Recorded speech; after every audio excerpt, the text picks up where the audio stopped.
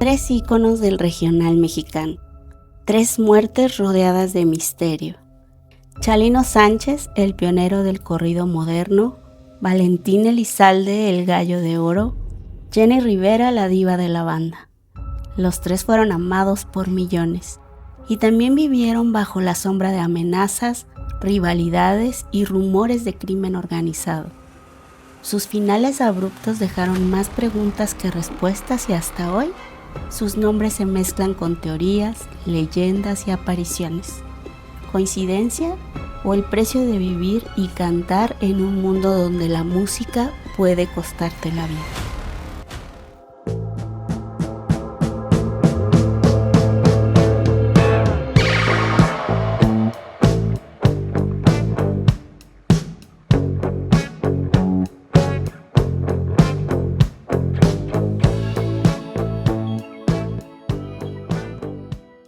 Bueno, pues estos tres personajes son dignos de estudiar porque los tres son exitosos y los tres fueron arrancados de esta vida en los mejores momentos de su carrera.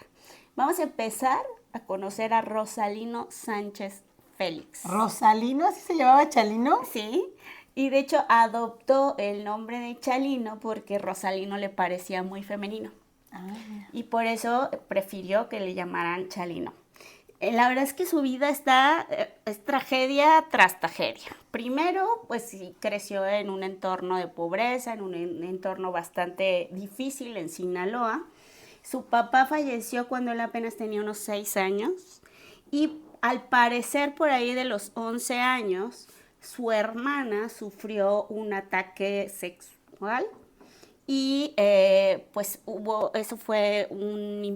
un impacto en Chalino muy, muy fuerte en su niñez, preadolescencia.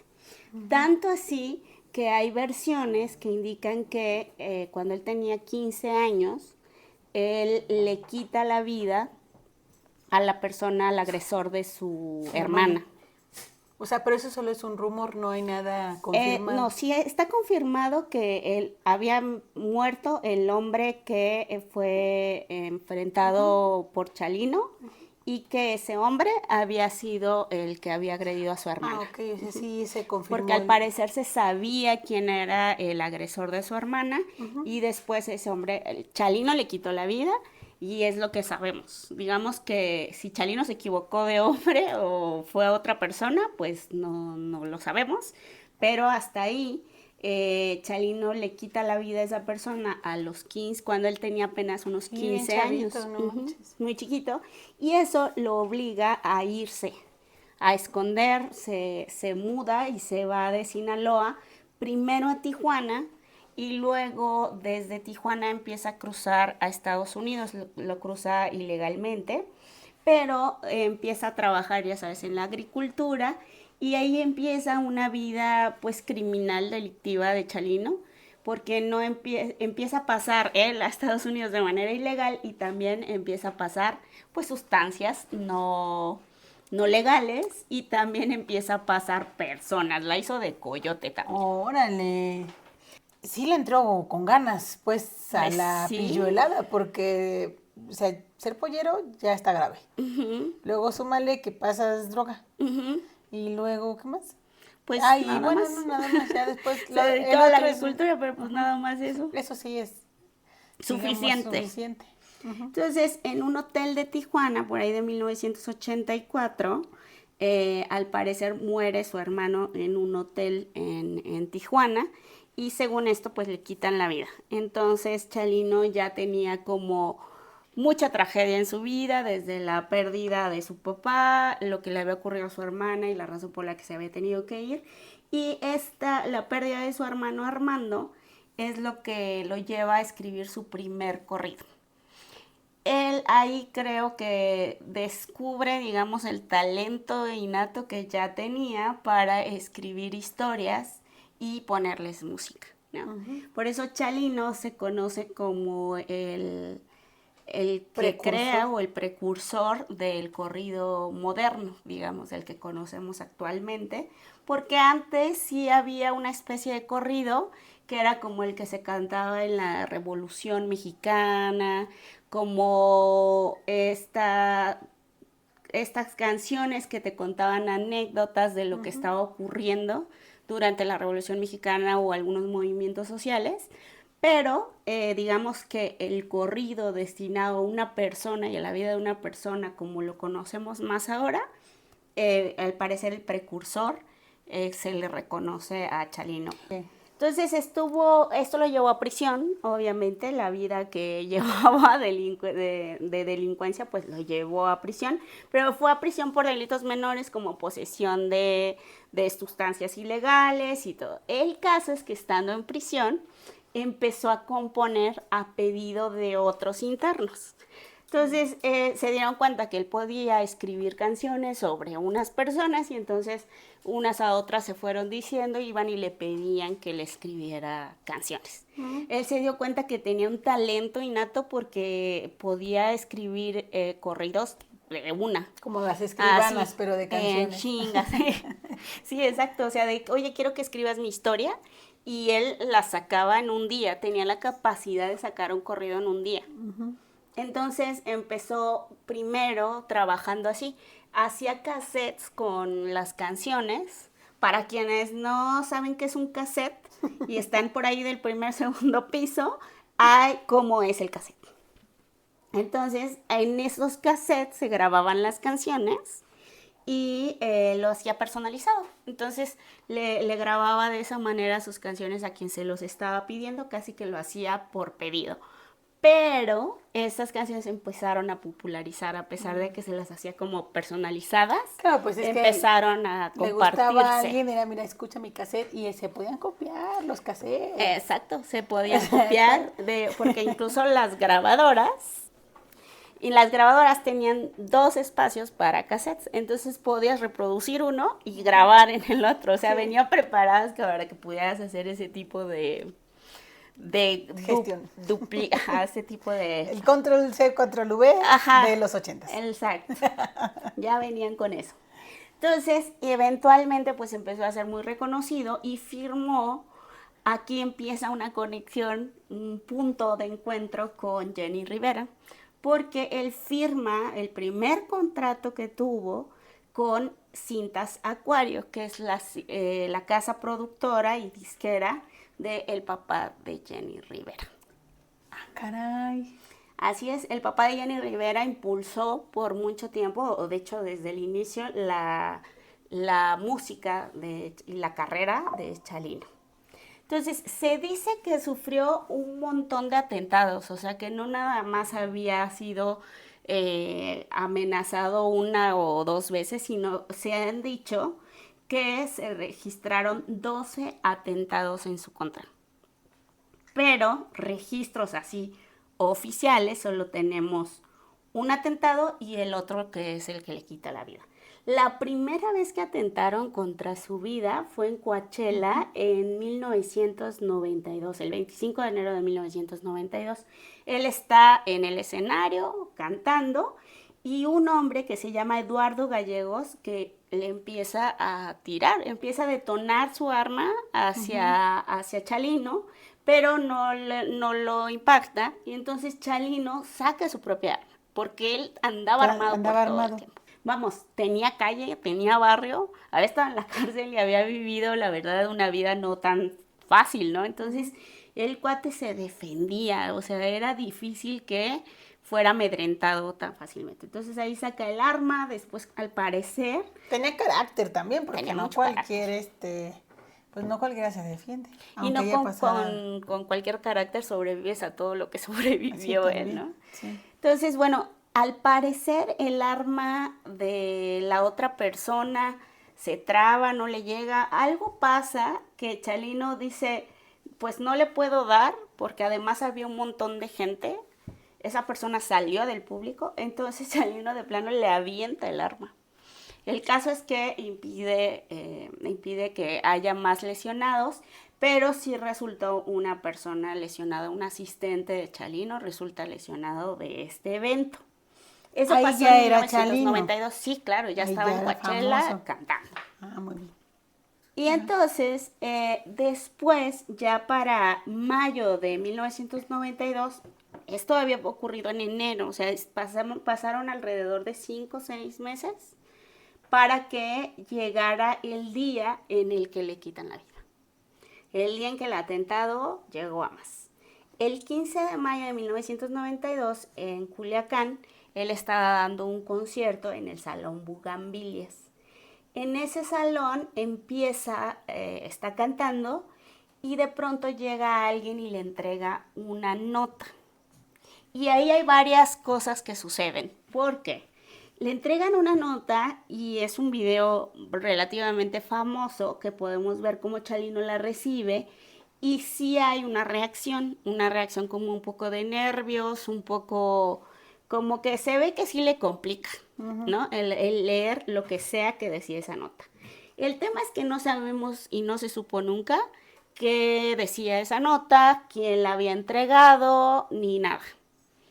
Más adelante, su propia hija dice algo que a mí me parece muy, muy razonable. Ella dice, a ver, con el carácter que tenía el Chalino, que era un cuate que enfrentaba, que no era fácil de amedrentar y que muy fácilmente podía decir, a ver, ¿quién me entregó esta chingadera o algo así durante su concierto? No iba a tener, digamos, problemas en confrontarlo con el micrófono ahí. ¿Ustedes creen que se hubiera dejado amenazar así? Entonces, su hija no cree en la teoría de que esa nota era una amenaza. Pero, bueno, es muy famoso ese video y sí puedes ver que hay una reacción, pues sí, que se le ve, sí, preocupado. Sí se le nota cierta preocupación. Pero bueno, el caso es que dijera o no dijera algo la nota, aunque nunca se supo, de todas maneras, pasando las horas en la madrugada ya del 16, o sea, esto estaba ocurriendo el 15, en la madrugada ya siendo el 16 de mayo, su camioneta es interceptada por un grupo de personas que estaban vestidas como policía.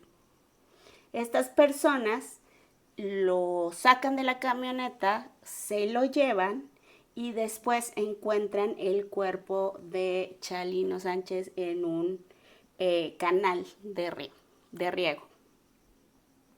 Tiene una herida de bala en la parte posterior de la cabeza y está atado, maniatado en todo su cuerpo. Entonces, pues puede ser una coincidencia esta notita, pero lo que sí es cierto es que él había sido amenazado antes, ya había sufrido un atentado antes y digamos que hasta ahora no se sabe qué fue lo que le pasó en el sentido de, no se sabe más bien cuál fue el motivo por el que le quitaron la vida y tampoco quiénes son las personas responsables. Obviamente las teorías sí hablan y giran alrededor de estos grupos delincuenciales, ¿verdad? Que están organizados y que se dedican a pasar este tipo de sustancias ilegales entre países. Entonces, pues sí se cree que Chalino se metió en problemas con algunos de ellos, principalmente por el tema del negocio de pasar ese tipo de sustancias. No hay ningún dato que pueda dar pie a una teoría de que se metió sentimentalmente con una persona o una mujer de una persona dentro de esos grupos. Entonces, por él, a través de él, las teorías están más focalizadas a el negocio y que quizás tuvo un problema con alguien en ese negocio. Son un montón de afirmaciones que hacen en podcast, en videos, en todos, donde incluso han entrevistado a su hija y su hija sostiene que no hubo amenazas previas y que esto pudo ser pues una cuestión de que no les gustaban las canciones que preparaban. ¿Por qué será que su hija lo ve más por ese lado y no por un tema del nombre, de cuidar el nombre de su papá? Claro, decir, bueno, a mi papá no lo amedrentaban tan fácilmente. No creo que haya sido una amenaza y que lo hayan puesto en alerta, sino no lo creo fácil de amedrentar. esa es la que ella cuestiona. ¿Cuántos años tenía su hija más o menos cuando falleció? Charlie? No sabemos. Digamos que puede que ella tenga una percepción de su papá de superhéroe, cuando la realidad es que, pues, no, o sea, no aceptar esa parte de la vida de... La hija de Chalino Sánchez, Rosalba Sánchez, tenía 11 años cuando él falleció en 1990. O sea, como tampoco a esa edad eres tan perceptivo del carácter de tus papás. Claro, y yo creo que ella también está más en la narrativa, ¿no? Lo que sabe y lo que le han contado a su papá, que era un hombre pues muy rudo.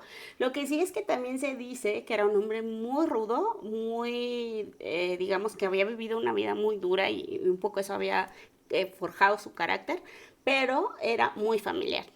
O sea, él no se quedaba a dormir en ningún lugar, prefería viajar toda una noche para llegar a dormir con su familia. Él pasaba, no se quedaba en un viaje más largo de lo que tenía que ser, siempre buscaba la forma de regresar a dormir y a ver a su familia. Entonces, no dudo que por eso su hija también tenga una percepción de él muy cariñosa y diga, mi papá jamás tendría miedo por un papelito. Pero, insisto, tampoco hay teorías claras y tampoco hay una investigación que nos diga que quién y por qué. Nunca investigó. No hay una sola investigación abierta, digamos, sobre qué fue lo que le pasó Eso sí está bien Chalino. doloroso. Pues sí, y no, porque pues en realidad estamos en un momento donde la verdad es que no hay mucha investigación policial, se abrían casos y se quedaban ahí detenidos, no había como mucho seguimiento. ¿No? Incluso ahora, vamos, a todos los cantantes que les han quitado la vida, pues no les ves seguimiento. No, nunca sabes qué pasó. Y más si son de este tipo de géneros musicales que casi que en automático se crean teorías relacionadas con delincuencia, ¿no? Como el rapero que mataron, como todas estas personas de grupos de regional mexicano, como que dicen, seguramente fue esto y ya nadie más se metió en pedos y ya. No, yo no me voy a meter en esa investigación. Qué fuerte.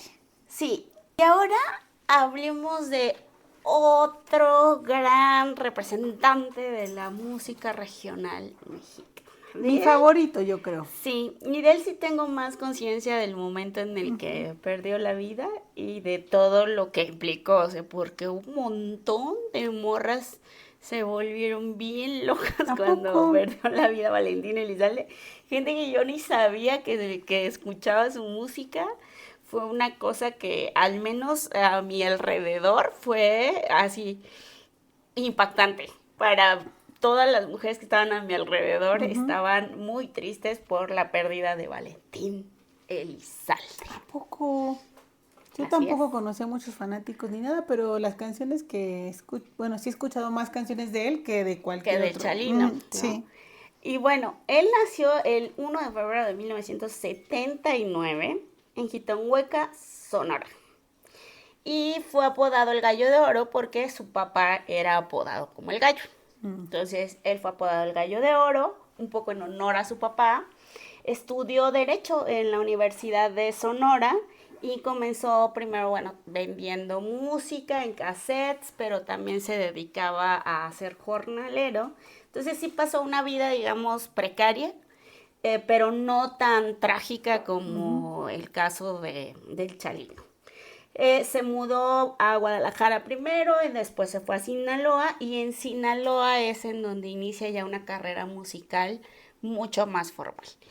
Él tiene, digamos, éxitos, pero no tanto por la música, por su talento para escribir, y tampoco tenía un talento muy especial para cantar. Realmente él es un fenómeno interesante porque así como Peso Pluma hoy en día, quizás no son escritores, no son, digamos que una voz privilegiada, pero tienen un carisma, un talento que quizás no se ve reflejado solo en letras y digamos que en voz, pero tienen un talento que les ha traído mucho éxito.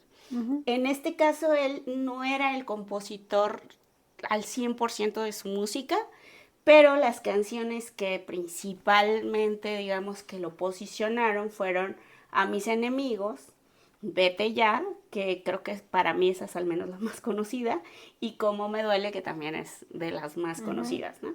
Entre estas canciones fue consolidándose como ya una figura del regional mexicano, les digo, no tanto por su capacidad o su talento como autor, ni como su talento como intérprete, sino por más bien ese fenómeno que nadie sabe cómo identificar exactamente qué es lo que hizo Valentín Elizalde. Pues resulta que él había recibido amenazas, muchas amenazas al parecer. Ya de famosillo también. Ya durante toda su carrera, al parecer, pues era muy noviero porque era guapetón, y entonces eso le traía como, pues sí, varios conflictos con otros tipos, ¿no? El tema es que él recibía lo mismo amenazas relacionadas como con la muerte, pero también recibía amenazas relacionadas con deja a esta mujer y aléjate de aquella y todo. Aunque se dice que era mujeriego, él sí estaba como muy comprometido con su relación inicial, que es con la que tiene a sus hijas, y además se había casado muy chavito y todo esto. Entonces, como que de pronto no se sabe que lo que le hicieron o la forma en la que pierde la vida, pues de dónde pudo venir. Pero es tan dramática la forma en la que pierde la vida que solo puede, digamos, que vincularse objetivamente con el crimen organizado. Esto es porque el 25 de noviembre de 2006, después de dar un concierto en el palenque de la Expoferia de Reynosa, Tamaulipas, sale del concierto y es emboscado por un comando armado al interior de una Suburban. Esa Suburban recibió más de 70 impactos. ¿Qué? 70 impactos. Y 20 de ellos le provocaron la muerte a Valentín Elizalde. No, pues le rafaguearon la camioneta, horrible. Horrible. Entonces, pues no parece como una cuestión, digamos, vinculada a lo sentimental. No parece que sea una cuestión de una mujer o de un novio ¿Quién sabe? celoso. Porque un crimen pasional. Hay un montón de violencia en esto, ¿no? Sí, pero también como los crímenes pasionales también un poquito pueden ser así. Claro. Porque nada más que estamos hablando de crímenes pasionales de gente armada. De gente que tiene acceso a otro tipo de juguetitos, de ¿no? gente pues más intensona, pero quizá pues sí con un grupo de personas que puede decir vamos a darle en su madre a este güey. Claro. Y no solamente eso yo hubiera significa pensado, golpearlo.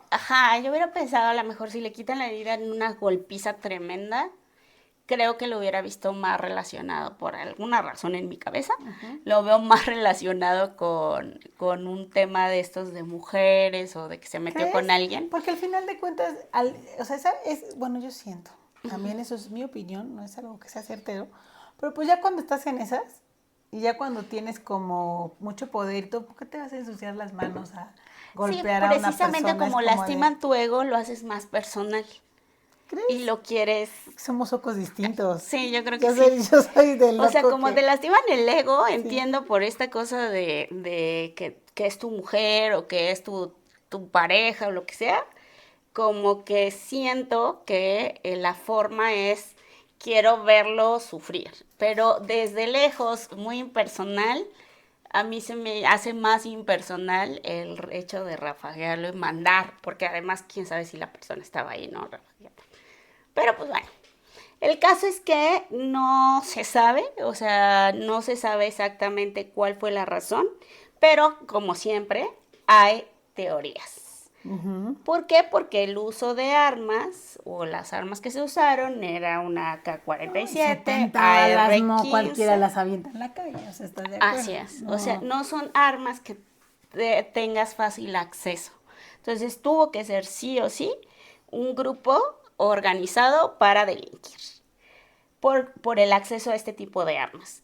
Y la otra es porque, según su primo, Thanos... ¿Así se llama? Bueno, así se llama su primo, ¿Thanos? Tano ¿Como el se Avenger? llama Fausto. Tano se llama Fausto Elizalde, pero le dicen Tano. Yo dije... Thanos como el de Avengers, ¿no? Dije, No. órale. Así le dicen Tano. Según su primo Tano, él había sí tenido amenazas, pero él lo toma más como, pues es que venimos recibiendo amenazas de toda la vida, ¿no? Entonces, que amenazas que por una mujer, que porque no vayas aquí, que porque ya le cantó acá, que porque le compuso una canción estaba dedicada a un grupo y que no se la dedicó al otro. Un rollo que también se vincula con Chalino, porque se dice que Chalino se metió en problemas precisamente por componer una canción a alguien y después alguien más se la pide y dice, no, pues es que no, ya no te la puedo componer a ti y entonces no le puedo componer al otro, o al que ya le compuse no me deja que le haga la canción al otro. Entonces también se cree que pudo haber ido por ahí, claro, igual que el caso de Valentín. Como que te obligan a agarrar un bando, ¿no? O sea, aunque tú no quieras y no estés de un lado u otro, pues la gente siempre dice, pues ya, nada más a mí. Y a nadie más le puedes componer. Y si lo compones porque el otro lado te amenaza, sí, o sea, realmente estás entre no la espada y la pared, que, porque ¿cómo chingados te defiendes de eso? ¿no? Sí, no es tanto que ellos sean delincuentes por el solo hecho de estar en ese género musical, sino más bien que a veces creo que los puede arrastrar una ola de amenazas y de temores hacia su familia que pues es inevitable. Ahora también el hecho de que su primo Fausto o Tano Elizalde haya sobrevivido al ataque, porque 70 impactos, sí, en la misma camioneta, y él siendo el único sobreviviente, pues sí fue raro, ¿verdad? Porque qué suerte. Y al parecer, o al menos las teorías dicen, y ojo, no hay un solo dato de investigación que esté confirmando esto. Estos son solo teorías del internet, de En las teorías del internet dicen que, uno, él había recibido amenazas y era una amenaza muy específica de no acudir a Reynosa. Le dijeron tal cual, no vayas a Reynosa. Se supone que él dijo, no voy a ir a Reynosa porque sabía que no debía ir. Pero Tano, que también era su agente y representante, le dice... Y sobreviviente hoy, y espérate, porque falta. Tano le dice, oye, ya no podemos cancelar. Es una presentación en un palenque, en una feria estatal, o sea, ya no hay manera porque tú ya estás confirmadísimo. Entonces, prácticamente Valentín Elizalde va, pues un poco obligado y por el compromiso, pero sí sabía que tenía una amenaza clara. ¿En Reynosa? En Reynosa, el presentarse en Reynosa. Y esa teoría dice que entonces él no iba a ir, pero Tano es quien lo pone en el lugar adecuado. Entonces lo lleva a ese palenque. Y después también se dice que por tanto Tano sabía dónde colocarse en la camioneta para que él no le pasara nada. Y no es que no le haya pasado nada, sí tuvo un impacto de bala en la pierna y me parece que en un costado, en el torso, pero sobrevivió. Entonces tampoco es que salió completamente ileso. Pero sí se dice, bueno, probablemente él sabía dónde colocarse y los tiradores sabían exactamente pues dónde enfocarse, ¿no? Porque a diferencia de otros atentados, Valentín no iba como en el lado hasta el frente y que su Tano estuviera hasta atrás de la camioneta, entonces que todo se hubiera enfocado en el frente. No, Valentín estaba atrás, también en la camioneta. El tema fue que Tano dijo que se sentía mal, que tenía mucho sueño y entonces se acostó a dormir en el asiento hasta atrás. Sí, son muchas coincidencias. Y en este canal no creemos en las coincidencias. No existen. Pero bueno, no estamos acusando a nadie. Pero o sea, se dice que solo estamos puntualizando. ¿Cuántos tiene el señor? 12, ¿14? Para decir tengo mucho sueño. Ay, me dio mucho sueño, me voy a mimir en la camioneta después de un palenque. O sea, ya de adulto te embarras sentado. Sí, No te acuestas, o sea, a menos que... O sea, de niños nos embarran sentadas. No, pues de niños sí te acuestas en el asiento, pero ya de adulto cuando sales de un palenque 4 o 5 de la mañana o ya cansado de cualquier lado, de donde sea, no. ¿Cómo te sientas? En la camioneta te sientas y te acuestas o te duermes, Sí, pero te embarras, ¿no? Y te duermes todo chueco. Pero sentado, no te haces como de, ay, me voy a hacer la meme. No, pues no manches. Sí, la verdad es que sí. Está bien increíble su testimonio. Es que hay muchas casualidades. Uno, él no iba a ir, pero le dice tienes que ir. Uno es su agente. Porque hay un compromiso. Uno es su agente. Dos, sabía de las amenazas. Sabía de las amenazas. Dos, sale y se tira en la última parte, la parte hasta atrás de la camioneta, acostado. Sale herido, pero no nada complejo como para arriesgar su vida. Y 3 hermanas. ¿Hay otra? Sí. Después de esto se casa con la viuda de Valentín Elizalde. ¿Qué? ¡No! Sí, pero se casan de casarse bien. O sea... Por la iglesia. Sí, o sea, ceremonia, todo. ¿Sí? Eso está bien. Eso, mira. Apestoso. Olorosísimo. Sí, eso fue bien raro. No, pues... Entonces, bueno. Ay, a ver a todos los que conocen su historia y eran seguidores, ¿ustedes qué opinan? Porque... Sí, ahí les van. Hay 3 teorías entonces. En el caso de Valentina Elizalde sí tenemos 3 teorías o posibles motivos por los que le quitaron la vida. Primero, que este corrido a mis enemigos claramente estaba destinado a alguien. A alguienes. Y esos alguienes era este grupo delictivo conocido como los Zetas. Entonces, se dice que él no podía cantar esta canción en Reynosa y que de hecho al parecer ya no debía cantar esa canción en general porque sabía a quien se la había dedicado, que se la dedicaba, sabía que iba dirigida a él, ¿no? Entonces le dijeron, o dejas de cantar esa canción o te carga el payaso. ¿A poco ellos son de Tamaulipas? Los Zetas pues están en todo el norte, pero no sé exactamente si son originarios. O sea, ¿por qué Reynosa? Bueno, pero sí están en todo el norte, controlaban gran parte de... Controlaban porque pues ya casi que están desmanteladas. Pero, bueno, el caso es que ellos decían, si vienes a Reynosa y cantas esa canción, es como, ahora sí que estás cantándole el tiro, mano. Estás cantándole el tiro a este grupo delictivo y probablemente te cargue el payaso. El caso es que esta teoría sí surge porque después de que le quitaron la vida a Valentín Elizalde, Raúl Hernández Barrón, miembro de este grupo delictivo, fue detenido. Y lo relacionaron inmediatamente con la muerte de Valentín Elizalde. Entonces, bueno, ahí más o menos, digamos que es la teoría que tiene más datos, por decir algo, más datos que nos permiten confirmar. Pero hasta ahí está, o sea, realmente nunca se supo por qué lo hizo, nunca salió una declaración de Raúl Hernández diciendo es que cantó la canción o me quitó a mi mujer o lo que sea, nada de eso. Solo sabemos que después fue detenido y se le vinculó. Pero hasta ahí se le liberó. No sabemos si está en la cárcel todavía. Te digo que las investigaciones se quedan como, pues ahí. Órale. O sea, así que digas cómo resuelven los casos. Perdón. Pero pues no hay resolución de los casos.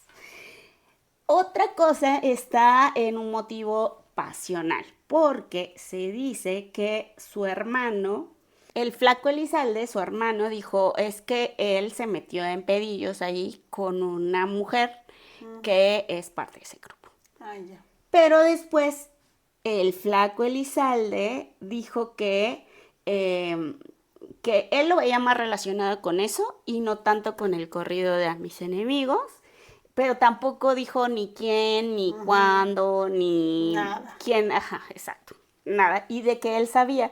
Lo que sí es que a él le decían que si querían que se investigara y que se hiciera justicia, y él básicamente dice, no, O sea, no es necesario.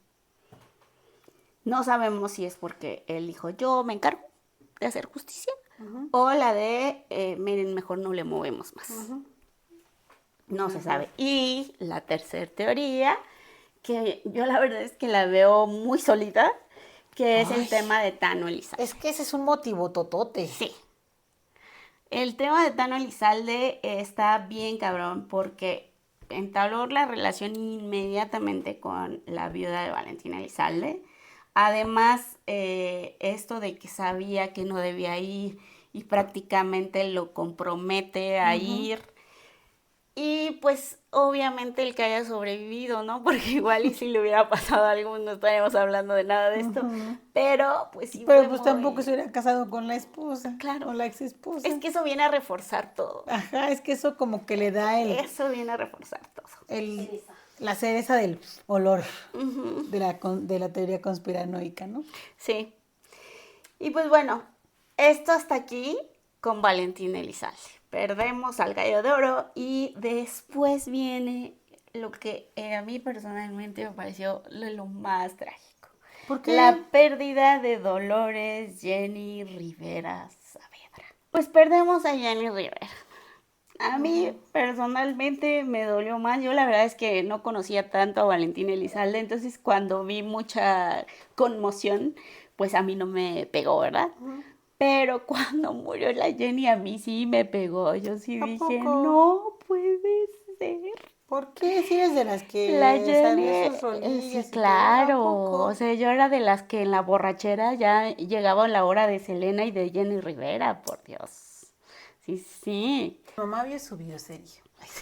Yo no la vi porque la verdad es que la vida de Jenny Rivera, ella creo que también sufrió un montón, ¿no? O sea, su vida, sobre todo sus relaciones sentimentales con los hombres, ha sido espantosa. Tortuosa. O sea, tortuosa, horrible.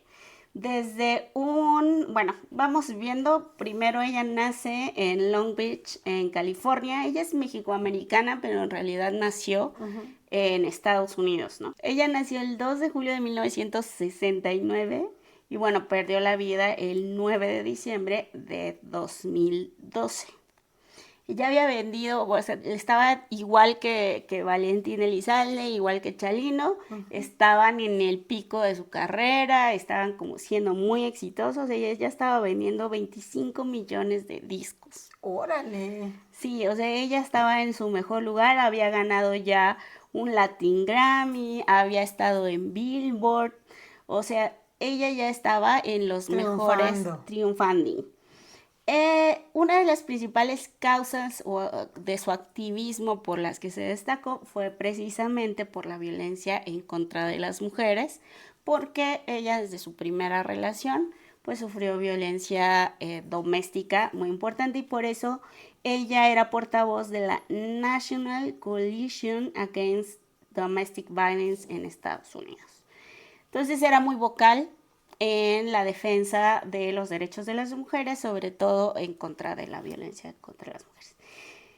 Perdió, creo que mucho durante los últimos momentos de su vida, porque recién se acababa de pelear con su primera hija, que era como su hermana, también su confidente, o sea, casi que ella la tuvo tan chiquita que crecieron como dos niñas juntas, ¿no? ¿A poco? Sí, la tuvo a los 15 años, entonces su niña era como la Chiquis Rivera, que la conocemos así, de pronto parecía como su hermana, pero eran muy unidas.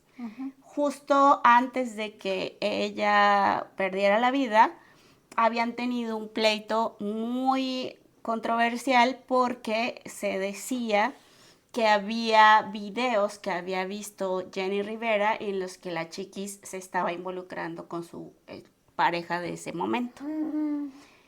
Pero pues todo el mundo lo negó. Después resultó que esos videos pues nunca han aparecido. La Chiquis dice, pues si hay esos videos, ¿dónde están? Pero nunca salieron. Se dicen que a Jenny le dijeron que existían esos videos, pero Jenny nunca los vio. El caso es que cuando ven quien pudo o quien decía haber visto esos videos era la hermana de Jenny Rivera, que es quien después se queda en el control de toda su empresa, en lugar de su hija, que era como su segunda al mando por toda la vida. En los últimos momentos de su vida, quien se queda al mando es esta hermana, la hermana de Jenny. Entonces, es muy triste porque justo en ese momento ella estaba sufriendo mucho por este distanciamiento que tenía con su hija. Antes de eso, pues había sufrido mucha violencia en sus relaciones, también había sufrido la Chiquis y su propia hermana habían sido también abusadas por uno de los esposos de Jenny Rivera, que había estado detenido.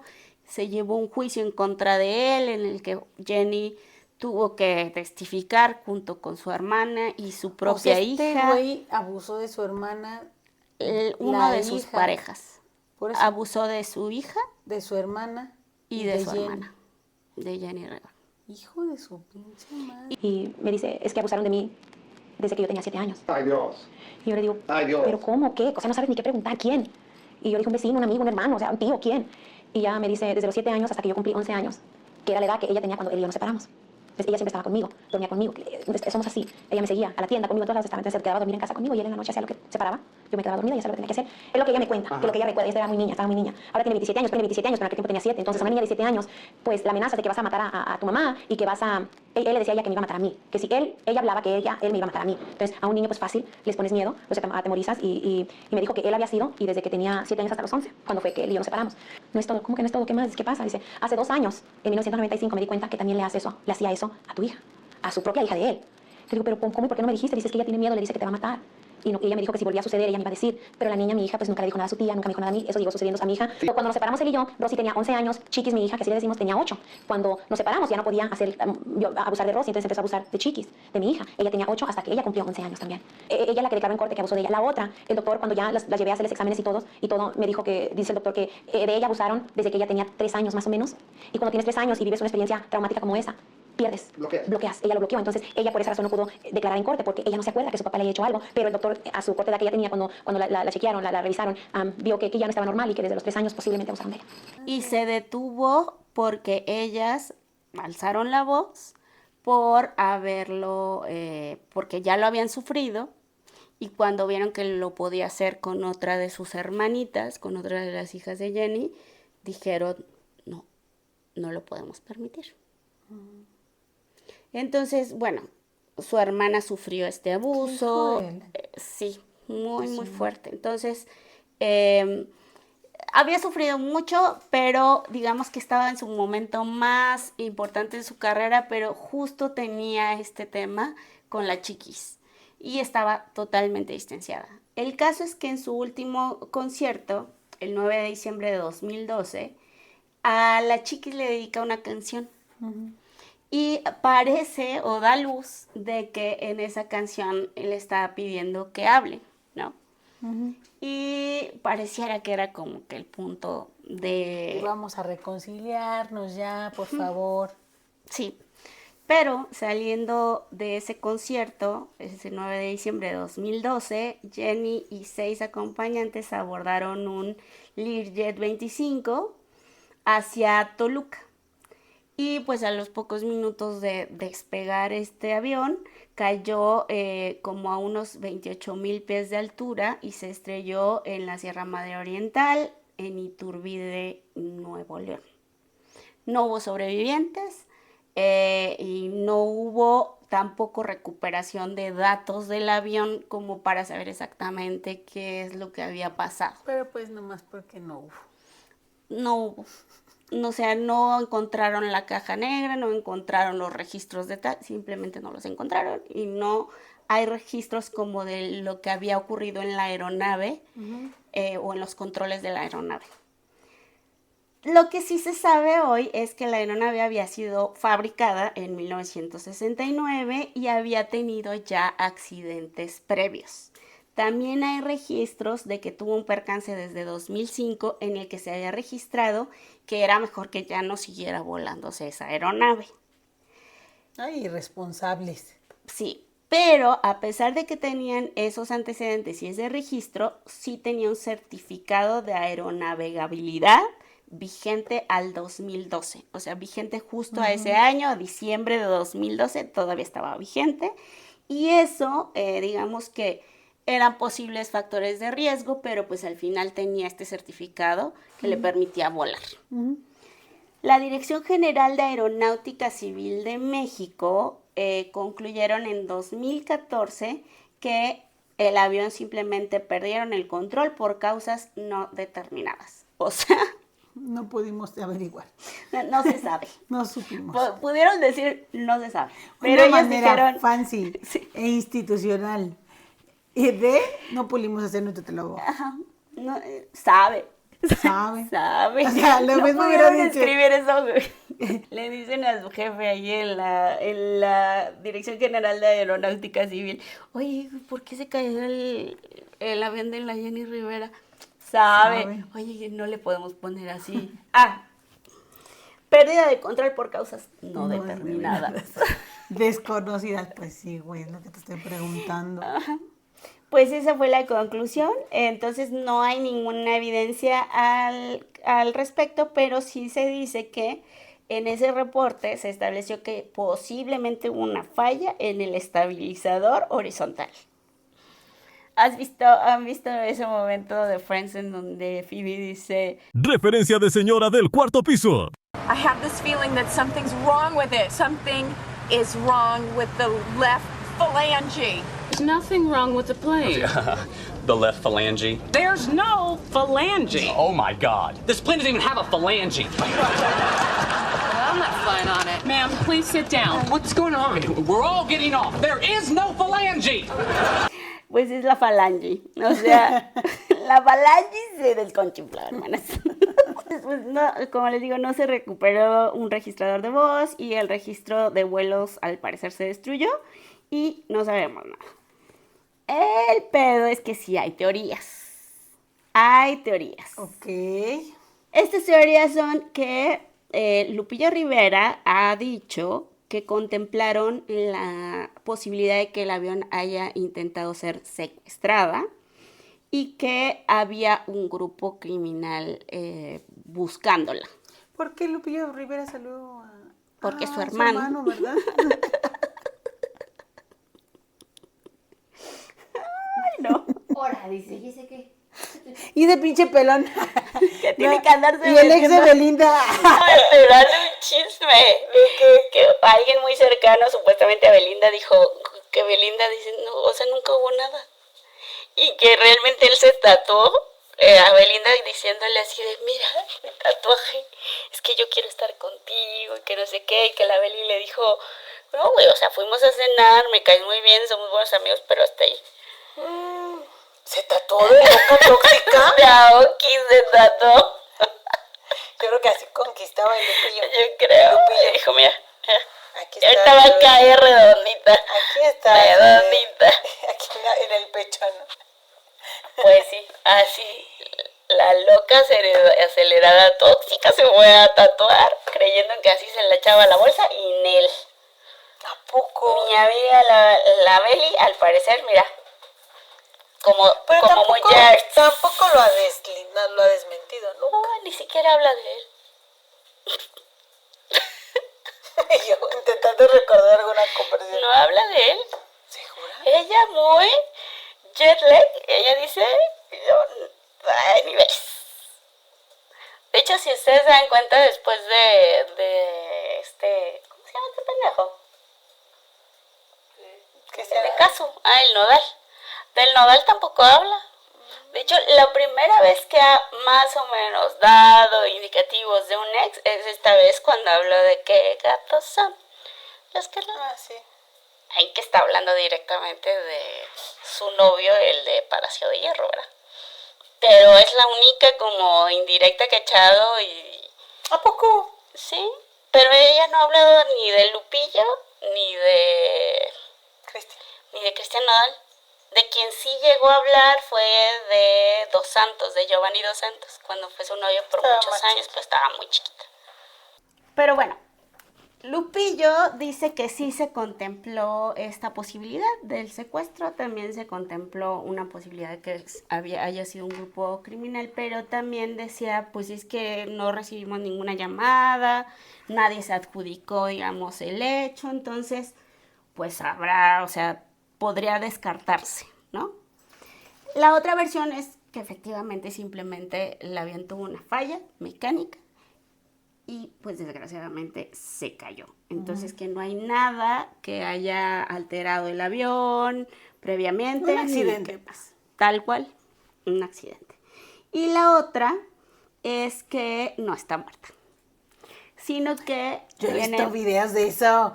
Hay un video donde sale la mamá, ¿no? Bueno, no sé si sea cierto o no, porque la verdad es que no me doy el tiempo de, si veo un chisme, voy a ver la fuente a ver si, no. O sea, pueden estar inventando el audio y yo decir, ay, o sea, qué fuerte. Qué fuerte.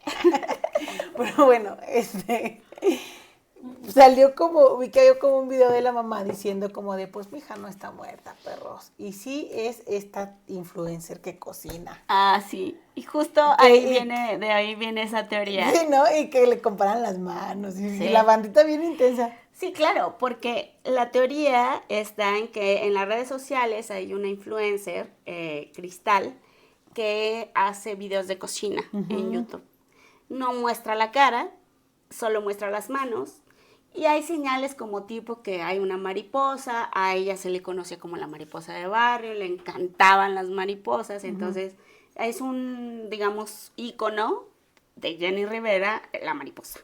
Entonces, además, si escuchamos la voz de esta influencer, la verdad es que se habla bien parecido. O sea, se habla parecido. Igualito. Un poco que ya estás tú buscando ese parecido y un poco que sí, o sea, la voz está muy, muy parecida. Entonces, es posible que esta influencer, dije ahora con más razón, porque la verdad es que sí le está jalando un montón de vistas el que se haya especulado que se trata de Jenny Rivera.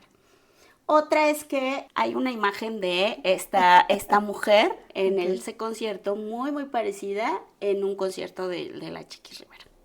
También hay videos o hay imágenes donde al parecer su fantasma o su espíritu pasa atrás de la Chiquis Rivera y como siluetas muy parecidas a su silueta, cosas así.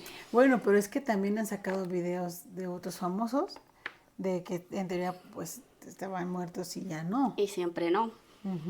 Pues sí, lo que yo creo personalmente es que pues si quisiéramos, ¿verdad? Se quisiese que ella no estuviera ya con San Pedro, pero por todo lo que está pasando su familia ahora, sobre todo sus hijos, yo no creo que ella esté como en un lugar escondida pasándola cachingón, sin problemas, cuando su familia la está pasando tan mal. ¿Por qué? Porque, bueno, primero se están demandando entre sí, los hijos están demandando a los tíos salen a hablar horrible de sus hijos, la abuelita habla horrible de sus hijos. ¿Pero qué es lo ya que se piden, están denunciando robos en la empresa, todo empezó por robos en la empresa porque se quedó la empresa de Jenny, todos sus bienes a cargo de su hermana. Después sale y se descubre que no solo ella, esa hermana que estaba administrando, sino prácticamente toda la familia saca la lanita de las empresas de Jenny Rivera, que es su tequila, que es su línea de ropa y pues obviamente de su música. Resulta que los derechos los tenía, no, era una mujer que acá le manejaba la lana chido. Pero todas sus empresas estaban controladas por sus hermanos y resultaba que, además de que sus hermanos llevaban el control de todo, uno de la línea de ropa, el otro del tequila y el otro de todo la producción y el papá los derechos de la música, pues todo el mundo se servía de ahí. O sea, sobrinos, todo el mundo vivía de ahí. Entonces, cuando los hijos se quedan solos, pues como Chiquis Rivera, que es la hija más grande, que era como la que naturalmente se pensaba que se iba a quedar como a cargo, ¿no? Como albacea, precisamente en ese pleito previo la sacó del testamento. y Chiquis no podía estar para nada cerca, o sea, Chiquis no aparecía y sus hermanos, que se quedaron además a su cuidado, pues estaban muy chiquitos y no podían tomar todavía, digamos que posesión de la empresa ni de todo esto. Se queda la tía. Esa misma tía que es la que le dijo a Jenny que ella vio los videos donde aparece la Chiquis con su pareja. O sea, la misma que hizo no que se hay pelearan. claridad de que Jenny haya visto directamente los videos, sino que su hermana le dijo que existían esos videos. Y bueno, ahí está como Turbio. cuestionable y turbia la cosa. Pero bueno, ella se queda con ese dinero. Después, sus hijos piden, los hijos de Jenny, piden una auditoría a la administración de la empresa y pues se ofenden mucho. Y dicen como, ¿por qué me pides cuentas? Pero el caso es que hacen así como que un montón de malabares para no sacar las cuentas. Y finalmente, entre que sacan las cuentas y no, porque obviamente también la presión social fue ¿pero por qué no les quieres dar las cuentas?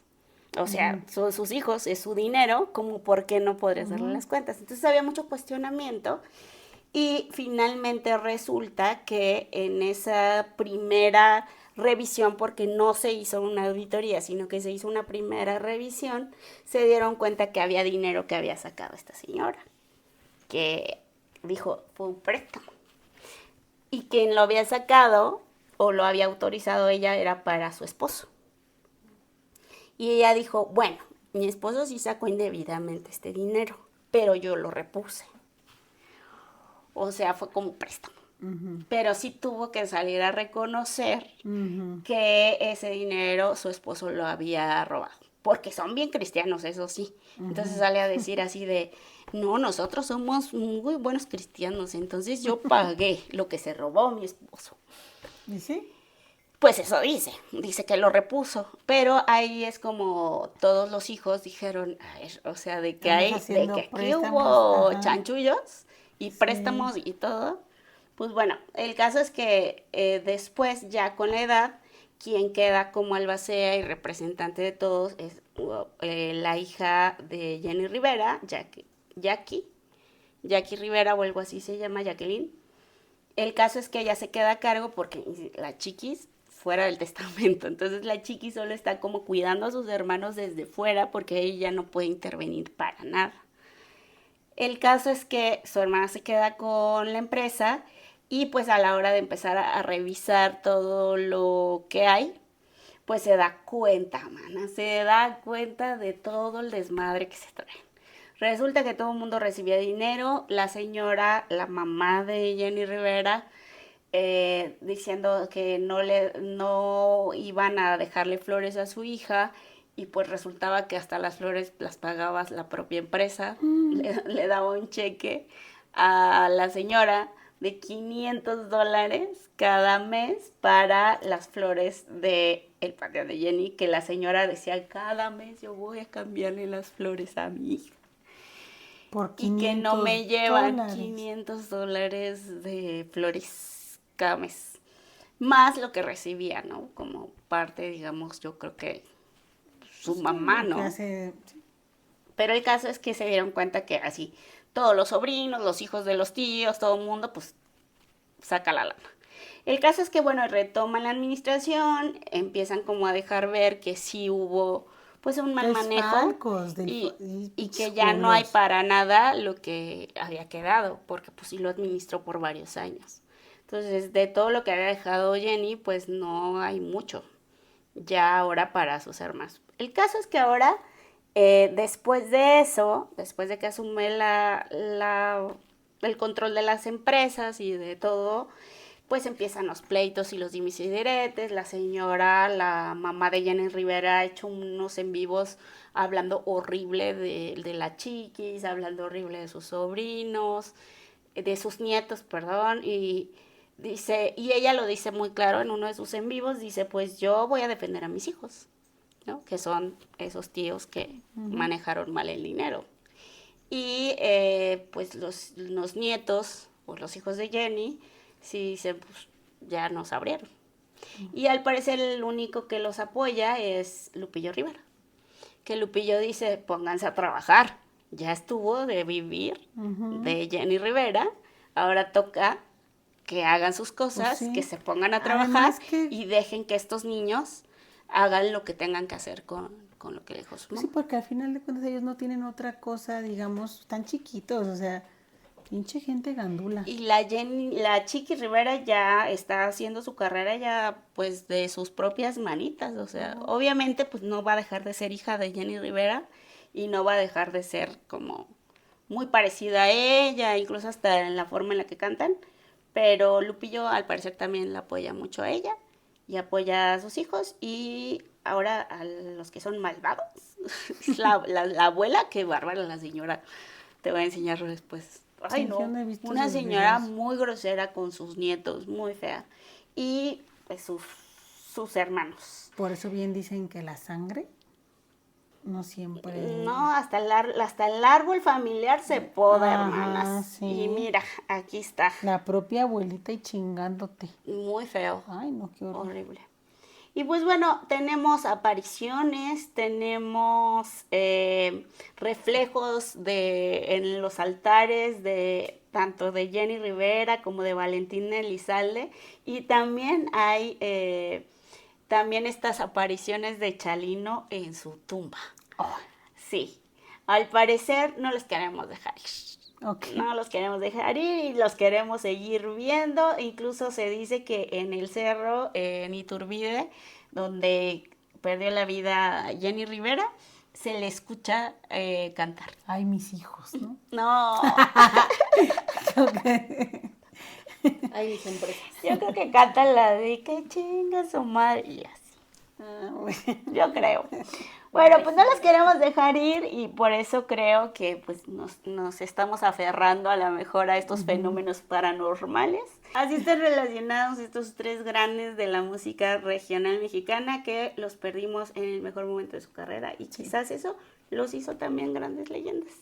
Entonces pues sigamos escuchándolas, Sí, disfrutando su música. disfrutando su música y respetando también su legado.